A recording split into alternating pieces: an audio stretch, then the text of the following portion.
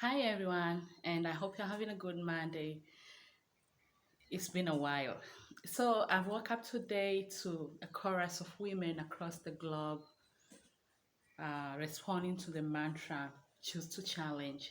Today being a designated Women's Day, and everybody is so hype about it and bringing themselves forward to congratulate their mothers, congratulate the women in their lives. And I just couldn't help it because the subject of being a woman has been my lifetime work on myself, has been an area where I've really, really worked to understand what it means to be a woman and our place in the society. Well, I had to dress myself up like I was walking into the boardroom so that I could be able to convey this message. And today, I choose to challenge my fellow women. Um, I grew up in um, a, a family that was already in the suburbs and already supporting all children going to school. As I grew up, my father was very strict on making sure I did well in school because he told me that was the only way I could prosper in the men's world. My If I could use my mind well and be seen useful among the men's world. At the same time, okay, I tried my best and I did all I could to be able to do as what men did. But at the same time, I looked at the women around me, in my family, in my community, and I could see they had a role, a very important role, and their role was to raise family, to nurture family, to coordinate families.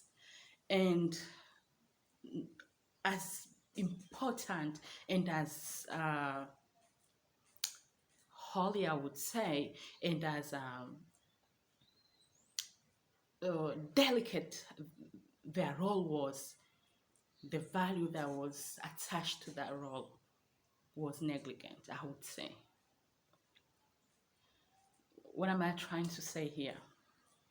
The process of being a woman is a process of accepting why you have this biological body as it is. And that will take us to the story of duality in creation. There is a masculine side and there is a feminine side in creation, in everything around us. For anything to be able to manifest and to look as complete as it is seen, it has to have both sides, the masculinity and the femininity. And it just happens that as human beings, there are some of us who express the masculinity in a higher degree, and there are some who express the femininity in the highest degree. And those who express the masculinity in the highest degree are called men or males, and those who express femininity in the highest degree, they're called females or women. And it starts with the physical body, the biological setup of the physical body. A woman's biological setup allows her to continue recreation or reproduction by having a womb, by having the boob so that she can feed the children. And her entire makeup, her emotional setup, her mindset allows her to perform better that role of bringing in the next creation and nurture it and strengthen it and give it all that it needs to be a perfect human being. And that is not a simple role, and that is a very delicate role. No, I'm not saying that is a role that is more important than what uh, the, the masculinity is doing, but I just want you to see how important being a woman is, starting from the biological setup. And you can imagine that the project you're taking, like that of having a child, is a long-term project. It starts with the 9 months of having your body needing to restructure to be able to nurture that little thing until it is complete and able to breathe on its own. There's a lot of restructuring that goes there, and it takes a toll in your daily to daily activities, in your entire life setup. Um, for the masculinity, they are designed in such a way they can give you the seeds, and then they're designed in such a way that they have muscles and even how their brain works, so that they can be able to protect, provide for, and support that new family in ways that are physical and outward and seen. But the role of the feminine, of the female, is inside. Is slow. It takes a while for it to show outside. It's not like already manifested, already out there for everyone to see. But it's just like that. It's we call it, it's like it's subconsciously, it's unconsciously. While that of a man is consciously seen, is if you're trying to just look at things that are tangible, then you can quantify it. But that of a woman, you may not be able to quantify it until that child is a grown-up person probably, and is useful to the society. So it's always a very long project. Now, the way our bodies are designed, that was, would say it's historical, because in the past people needed muscles to be able to bring food home, and a woman, uh, like how I've said, she needed the things she has on her body to be able to take care of the family. And even her mindset, her emotions needed to be the way they are, so that she could nurture the family. She could like bring that family together and give it the emotional support it needs for it to prosper. Those were the historical and the physical provision of a man and a woman. In addition to that, the mental setup and emotional setup of that time was natural like that to enable that. Okay, in order for a man and a woman to be able to procreate, there are factors that a man needs to see in a woman, and those are the natural masculine and feminine factors that are in interplay. Even everything we see for a woman is beauty, is softness, is that tenderness, that's inner connection that you can't explain, but it's there and you feel it. And for a man, it is physical. It is like I've said, providing, protecting. You see, it's something that you can quantify. So in order for these people to come together, a woman needs to display that femininity, that softness, that beauty, that tenderness that need to be taken care of. That's what drives a man to feel with his masculinity. And for a woman to be attracted for a man, that is like an over the ages philosophy. Then a man needs to show his ability to provide, his ability to protect. And the woman is not doing that for her. She's reading for the future that with this strong masculine man, I'm then going to be able to trust that he will take care of my family. So this is the man I can submit to, because I'm sure he's masculine, he can protect. Then it means my family will be safe. They were just natural traits to enable her to play her role as a mother. You see, so that is the historical. Over the years, a lot has changed. A lot has changed, but the fundamentals maybe have remained the same. women have walked into the men's world. Women have claimed roles because, apart from this biological setup, you can in the short run, because this is the long run makeup, it's done in the womb for 9 months. But for the other things that can be changed, like your mind setup, your emotional setup, women have been brought up in men's world. They have been trained to be to express their masculinity side so that they can prosper in the men's world. And that's why they can walk into the boardrooms and just perform like any other man. It's no longer about the muscles, it's now about the mental, about the emotional. And maybe it has been mostly about the mental. And given the outer world, when now men started doing business, started specializing division, it was more men who went to design the societies, the governments, the policies, the guidelines, the rules.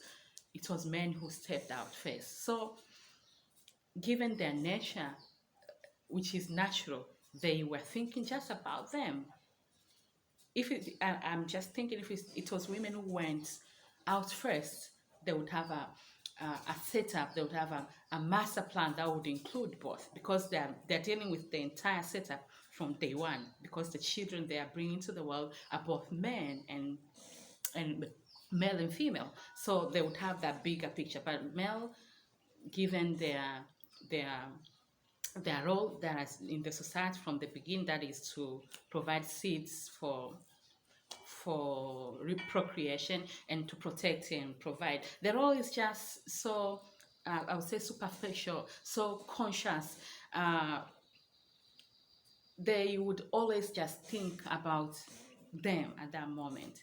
So as women started walking into the men's world, and it's called men's world because of that, then they either had to adapt to that. And for them it's easy, because it's just how you train your mind, how you train your emotions to behave like a man. And you could count like probably most of the women who had to prosper and make it to the up the corporate ladder, they had to give up their femininity, or they were forced to, because every time they had to be as tough as men to be considered fit for that world, because already the system, already the guidelines were such. The appraisal process, the promotion process required you to be able to do like what men did. And this is something that I've also experienced in my time as a corporate woman, as a corporate, yeah, like working in the corporate world. Women will always be appraised as how men are praised, regardless of this other role that they need to take. And this role is not even necessary with the change in the dynamics of the society, but a woman is caught in between, like, yes, I'm already a woman, then I need to behave as a woman, I need to bring children to the world. But there are women who have chose to use their femininity in the other way, and that is my other subject. They have used their femininity in the corporate world, because as I said, there are factors in your femininity that they are actually your natural advantage: the beauty, the tenderness, um, your ability to see the longevity of the project and not the short goals. Those are feminine traits. And you being a woman, they come to you more natural than they would come from a man who is more on the masculine side. So things like marketing, customer care, um, front office management, human resource, they have that natural taste of femininity. Now, here is where the problem is. Even in the corporate world, even in the business world, the roles that were feminine, they have not been valued or given the value that they deserve. It's only things that would come quick and tangible that have been given the value, and you would see people who are able to do that are paid better than people who whatever they do is seen as support work, but it's actually what is holding and completing that structure of your company, that structure of your culture, of everything we do in this world. Because it can't just be men's world altogether. It has to have that balance of masculinity and femininity. But the femininity side has not been um, valued as it should.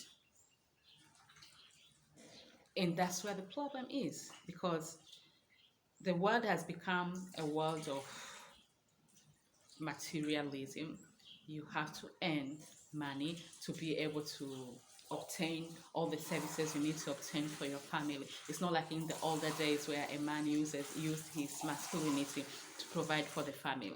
So now, say a single woman or a woman who is not married has to provide for herself, and she needs money.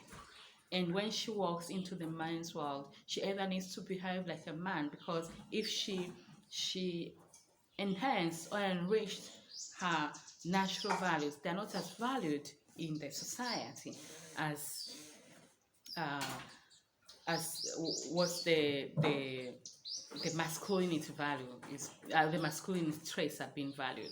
So you could see it's not a problem of being a woman, it's a problem of the system.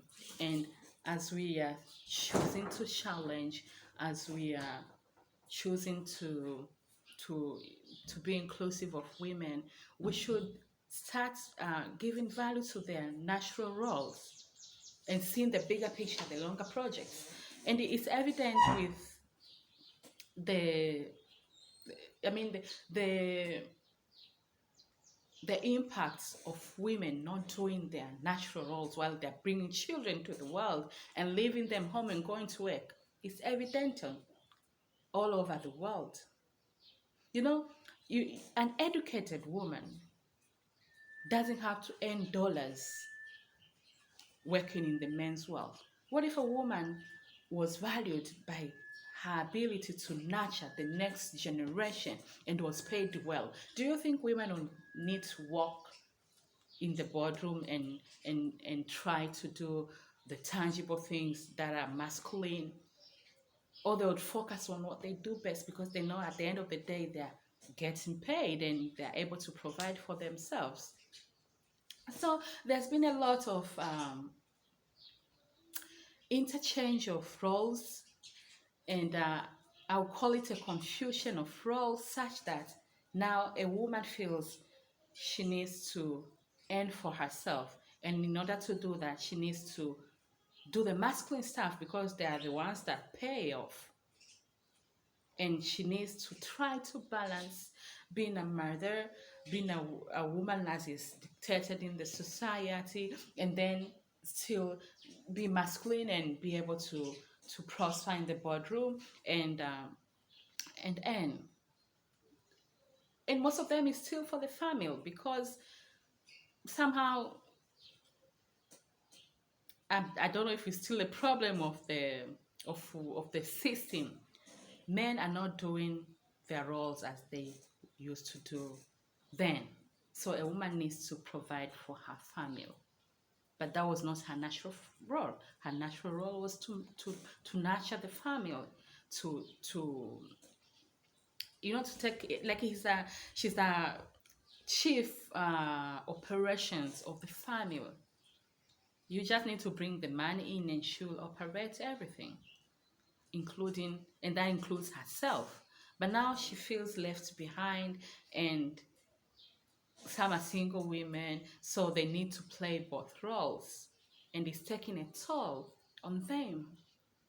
So I'm choosing to challenge the entire system that seeks to include women by telling them, instead of trying to make women do the short-term projects in a masculine way, why not support them in doing these long-term projects of bringing a new generation into play, by making sure that they are valued while they're doing that as well. For example, this is my view. Instead of having, okay, we have like skills and development levy for supporting, where the employers are required to support vocational, yeah, where companies are required to support vocational skills. Why don't we have another fund, a long-term fund that can support women who are taking a break to to give birth and nurture the children at least for 1 year, and that fund then supports their needs while they're doing that. Because what they're doing, the children that they're bringing to this world, is the next generation of our nations. And if they are not well prepared, we're going to have a bogus nation in the future. And that is already happening in many places. So that's what I choose to challenge to the system, the government system, the government organs. Why not have a fund that supports women who are doing these long-term projects of bringing in the next generation so that they can do their role better? And you agree with me that, and yeah, we hear people using that in when they're trying to congratulate a woman, that a woman is a mother, is a doctor, is a nurse, is everything that she needs to be in order to be able to raise those children. So they need to be educated, and even best educated, so that they can drill that knowledge into the children that they are bringing up. And the best time to train anyone is between the age of 0 and 6 or 7. So you could see how important their role is and how they need to be supported and need to be educated as much as possible in order to be able to play that role. The other group that I choose to challenge is women. Being a woman is a beautiful thing because it's a very complex, very inner thing that don't get easily seen until the results are seen. And it's a long-term project that we are tasked to take on. And the most important thing for me has been to accept my femininity. It has been a very difficult and adventurous journey, accepting my femininity and embracing myself as a woman, and needing not to behave as a man to be seen important and valued. And this is what I'm saying. Even in the boardroom, your femininity is needed, and you have to make sure it is that valued by showing how important that your femininity is, that they press value into it. Always don't wait to be told of what value you are. Once you realize the value that you are, then you don't need to be told of what value you are. You'll know how to command your value, whether it's in the boardroom or in your family. So today, this is my message to you. Choose to challenge yourself. Why are you a woman? And what it means to be a woman. And embrace that. And don't wait for anybody to come up with a phrase to remind you that it's okay to be a woman. It's a privilege to be a woman. And it's not a curse to be a woman. You are a very special creature, and the moment you realize that, then your life becomes a miracle. I wish you a nice day.